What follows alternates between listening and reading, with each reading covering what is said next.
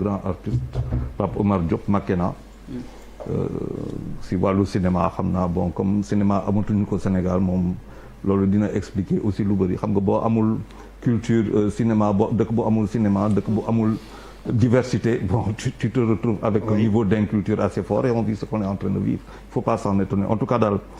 di jaale toute la famille parce que xam Pape Omar Diop Makena un grand artiste cinéaste doon frère Ablaye Diop Dany qui était le directeur général de Daniel Sorano et Makena a joué avec Moussa Touré a joué avec Moussa Sène donc pour te dire que bu ñu xoolee niveau boobu ñoom fu ñu nekk ak lu ñuy dund tey nga xam ne que y a un décalage tel dans notre société que faw ñu wax di jaale vraiment Ndari Gueye suma grand et toute la famille Diop par rapport à ça der fii nga fi waxoon keroog benn émission nga ne plus jamais ça ma ne la non c'est désormais ça c'est désormais ça xam nga pourquoi der parce que ñun dañuy gis dëgg gis ko nii en face de nous ñu tourné wax leneen fumisterie bu rëy moo fi am tey kan mooy wax te doon njëkk a wax yow foo bokk foo dëkk foo bokk waxuma foo dëkk foo bokk ñu ngi moi je suis mouride comme s'il y avait quelque chose d'extraordinaire à le dire mais boo dee murid na nga dund loo xamante ne moom la Serigne Bamba wax mooy liggéeyal c'est ça l'essence du mouridisme ku ko incarné moo doon koo xamante ne i Cheikh Ibra Fall liggéey donc du ay man ne man murid la non du dëgg du dee boo demee si Maodo ñu ne bu muy ñëw fii si Wakam déet leneen noonu bu muy ñëw fekk Wakam ceux du continent lan la wax ak ñoom mbiru yàlla waxul leneen ñun tey xam nga fu ñu toll man maay lii wala man maay lii mais doo dara. mais Charles dafa aay ko. non doo dara parce que bu dee dara nga. prophète muy suñu prophète ñu ne on est en carême. doo dem uti xam-xam amul couleur amul frontière amul odeur demal uti ko Chine. ñun ñu ne la demal uti ko feneen. université c'est loin de la Chine mais xam-xam moo fa nekk di nga fa daje. gis nga le communautarisme dañ si dugg si biir. ba dëkk bi yëpp c'est devenu communautariste lépp communautaire booba je suis totalement d'accord avec toi ça veut dire que man je suis sénégalais c'est-à-dire man suma religion damay xool nit ñi dans les yeux vert jaune rouge étoile waaw sama religion moom may c'est-à-dire buy fëgg hymne national damay taxaw munuma du ma tóoj teg suma loxo fii moom laa xam moom laay gëm et c'est prêt pour me défendre wala reyante ak ay nit pour ce drapeau là donc c'est pour le Sénégal yàlla may nu Sénégal man du ma wax si parce que étudiants yi ils sont beaucoup plus intelligents vous êtes beaucoup plus intelligents que ça man nu ma toog di kii nii vous êtes beaucoup plus intelligents que ça j'en appelle à votre intelligence parce que dëkk buy avancer ça commence par la contradiction des idées plus les idées sont fortes plus elles sont en opposition plus la violence des idées vient et kooku day perturber ce cerveau ba dafay laaj boo xamante ne à contrario ngay réfléchir bëgg nga toog loolu tax ba ne faw que parfois ñu ñëwaat dans les débats en français parce que il va falloir quand même que ce pays qui veut se développer dont l'enseignement n'est pas fait en wolof faw ñuy wax autrement pour que xam-xam génn nga xool élimination tout de suite de certaines discussions au ras des pâquerettes parce que ce pays aujourd'hui il faut le soigner il est au ras des pâquerettes le pays est complètement par terre d'ailleurs moi je suis d'accord malal bu muy ne mais université jaar nañ fa mais ma religiosité parce que ñun dañuy confondre la foi et la religiosité le spirituel ak la religiosité bokkul qu'est-ce que j'ai à me faire représentant de ma religion dans une université fan lañ ko gis boo demee Chine boo demee mais fan lañ ko gis même si Charles est-ce qu'il faut comparer ce qui se passe entre les daïra et non je dis et ce qui s'est passé c'est ça le communautarisme c'est vrai ça veut dire que man xam-xam man dañ ma ne merci bu dee jullit la dañ ma ne uti demal ba Chine uti xam-xam oui waaw kan laa fay dajal chinois il est quoi il est ou bouddhiste ou shintoïste ou je ne sais pas confucianiste xaw ma il est n'importe quoi sauf musulman comme moi c'est-à-dire le lieu de la connaissance doit être un lieu de la connaissance point final tey un lieu des étudiants ne peuvent pas être des employés à qui on donne tous ce n'est pas possible je le dis parce que j'ai été étudiant j'ai été élève dañ waxante dëgg il est grand temps qu'on se dise des vérités actuellement le pays wax naa fi keroog nos institutions sont à terre boo waxee justice nit ñi lu nekk la ñuy yàqal justice mais comment peux-tu ne pas respecter la justice? Dans ce pays on dit n'importe qui dit la justice je la respecte pas. Moi que tu me dises oh ma confiance je peux comprendre mais que tu la respectes pas. Je ne respecte pas l'Assemblée nationale. Mais comment vous boo demee boo dootoo respecter benn institution kan ngay respecter? Quand il s'est passé ce qui s'est passé il y a pas longtemps ñu dem attaquer ay brand ay marques.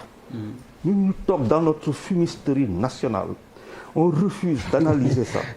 On refuse de faire appel aux criminologues. Vous insultez Charles. Non, je dis dans notre fumisterie Charles, nationale. pas fumisterie nationale. J'appelle ça une fumisterie. Non, non, je suis d'accord, je suis démocrate, mais pas fumisterie nationale. Moi, je suis pas. Je suis un Je suis très démocrate, mais l'expression de l'autorité qui a mal. Non, non, du dictat malade. C'est un dictat. Je suis un Sénégalais qui a mal. Ça veut dire lii dafa metti ci xol dafa metti ci xalaat dafa metti ci xel lu ñuy dund nii mais da nga dégg criminologue bu wax da nga dégg psychologue bu ñëw tas da nga dégg spécialiste de la police bu ñëw wax da nga dégg docteur bu ñëw wax da nga dégg professeur de je veux dire même chez le pédagogue et tout parce que à quel type de Sénégalais nous avons affaire lañ amal tey affaire la violence bu ñu am tey dans ce pays là ngeen foog ne que cette violence qui est là elle dort seulement mais type de violence bu ñu gis keroog kan analysé wu ko mais d'ailleurs moi je l'ai pas dit j'ai failli y passer et Bouba c'est un peu waaw ça veut dire que keroog man maa toog taxaw xool dëkk booy yàq oto balaa nga yàq oto bi nga taal ma puis c'est sûr tu assumes ton geste ça veut dire que faut pas qu'on ait peur on s'est arrangé tey pour que dëkk bi président Macky on lui a fait un procès il faut le dire fii lañ fi wax ne doo ko bandoom mais comment on peut aller dans ces choses-là dëkk bu commencé ba dem ci yenn réflexion yi est-ce que il faut mettre non on l'a dit et toi-même tu l'as dit une fois ici ça veut dire que aujourd'hui je ne l'accuse pas mais je veux dire que dañu dem tey je veux dire que tey c'est un véritable problème ñun Sénégalais c'est que dañuy convoquer ay ressorts yoo xamante ne ils sont faits pour diviser non pas pour réunir les gens mun naa bañ a d'accord ak yow mun naa bañ a d'accord ak yow honorable député mais nous ne sommes pas d'accord sur quoi? C'est sur les idées. Nous ne sommes pas d'accord sur la gouvernance du pays. Nous ne sommes pas d'accord sur la méthodologie, sur l'organisation. Mais c'est pas que je ne suis pas d'accord parce que beaucoup là. Ça n'a rien à voir. Et regardez ce qu'on est en train d'amener. Fille, l'une fille toc. Quand quelqu'un a dit que a parlé de rebelles. Mais vous imaginez ce qui s'est passé? On parle de rebelles. La Casamance. La Casamance. Il n'y a pas un Sénégalais bon à maintenir. Casamance beaucoup si yow. Et comme ça, on insulte toute une région. Et paf, et personne ne dit stop.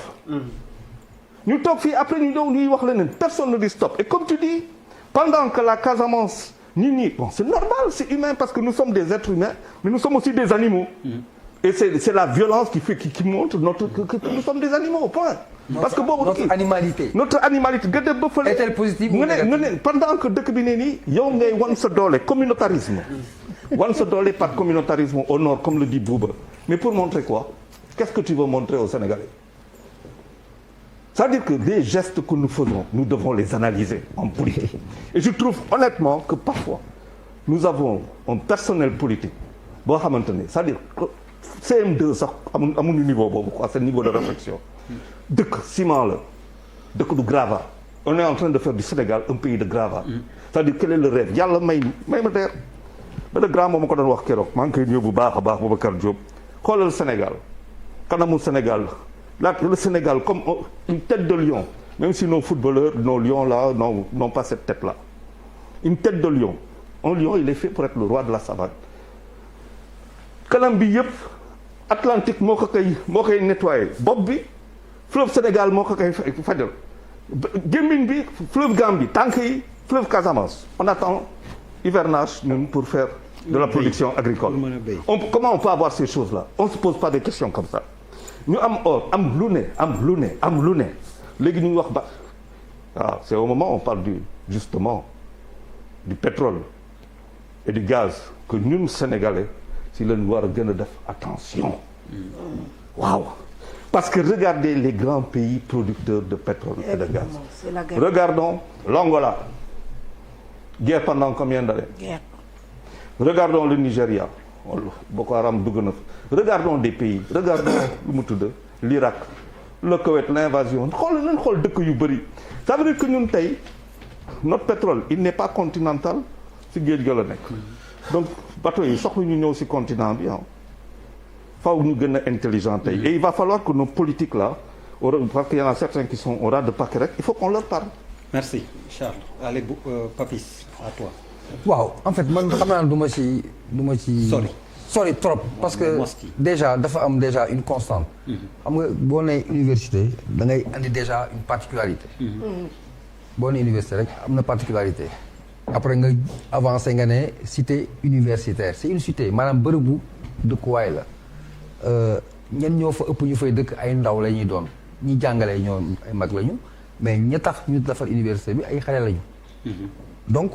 day ñëwaat day am problème mu jeune problème mu immaturité problème mu adolescence problème mu irresponsabilité la seule différence qu'il y a aujourd'hui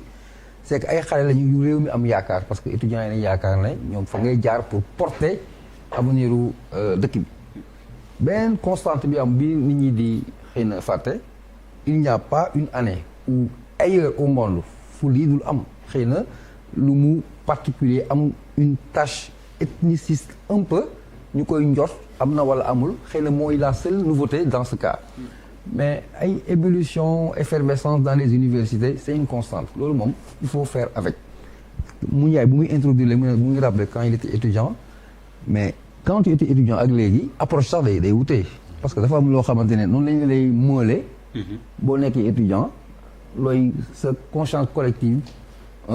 li ngeen di gëm li ngeen di démarche ngeen di am ak contestation bi c'est des choses récurrentes qui existent partout au monde loolu c'est un aspect qu'il faut prendre en compte beneen bi mooy damay ñëwaat sur les suspicions c'est-à-dire que les gens ont la crainte que dañuy am ay dérives en partant de l'université dem si ay affaires ethnicistes et tout moi je pense que jusqu'à présent aujourd'hui au Sénégal loolu mënta am parce que du proliférer gis nga les étudiants qui se sont battus aujourd'hui muy séeréer bi l'étudiant qui est à l'université qui est séeréer je pense séeréer parce que man tukulóor la li mu def université bu dóoree benn mbokkam joolaa du ko nettali bàppam du ko nettali yaayam du ko nettali sëram parce que ça ne peut pas mënul prospérer loolu dañu am ay acquis parce que ñooñu bi ñuy tabax séeréer tukulóor joolaa cousinage bi ñoom juddooguñu au Sénégal dafa am quoi qu'on dise dafa am ay socle yoo xamante ne du doomu aadama mooy tëb nii di ko dindi c'est pas vrai boo gëmul Sénégal wala xamoo Sénégal moo tax nga yegg foofu et l'illustration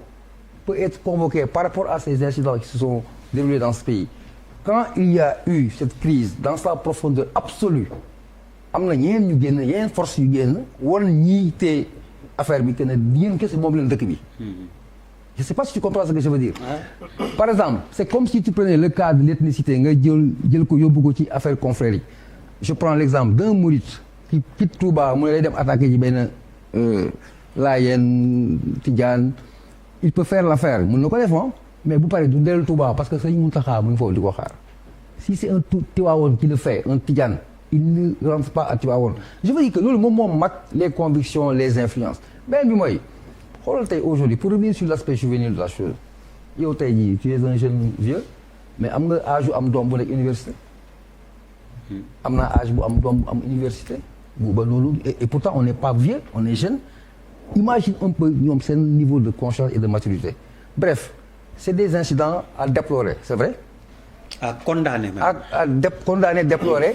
mais soubassement bi xam nga éclairage directeur bi moi je pense que c'est important oui parce que ñaari xale yuy xeex la moo dégénéré ay xale ku dégénéré am yeneen proportion il faut ramener la chose à sa proportion vraiment réelle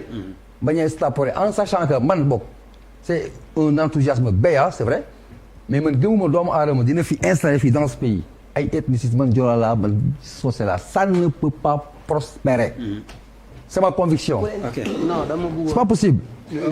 Malal honorable terminé ñu dugg ci élection yi ñu dàq juste un bout xam nga quand Charles parle de fumisterie dama siy comprendre national yamul ci de fumisterie nationale c'est-à-dire ñëpp la mooy